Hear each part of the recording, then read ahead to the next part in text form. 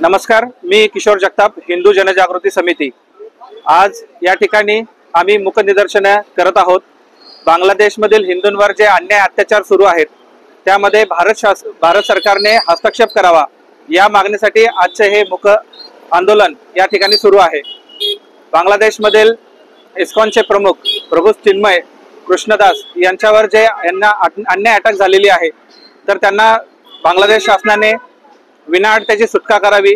भारत शासनाने बांगलादेश सोबत असलेले सर्व प्रकारचे संबंध तोडून टाकावेत आणि प्रसंगी गरज पडली तर सैनिकी कारवाई करावी या मागणीसाठी आज या ठिकाणी आम्ही मुक आंदोलन करत आहोत।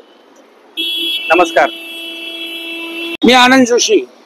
बांगलादेशामध्ये जे हिंदू लोकांना जे अत्याचार चाललाय त्या सरकारने, केंद्र सरकारने, महाराष्ट्र सरकारने किंवा अन्य कुठल्याही सरकारने असू दे, त्यांनी आपल्या हिंदुत्वाच्या नात्याखाली काळजी घ्यायला महत्व आहे।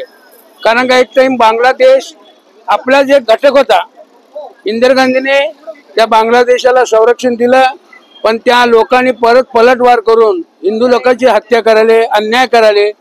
त्यामुळे सरकारने लक्ष देणं महत्वाचं आहे। लोकदर्शन मराठी चॅनलला सबस्क्राइब करा, बेल बटनला क्लिक करा व लाईक करायला विसरू नका।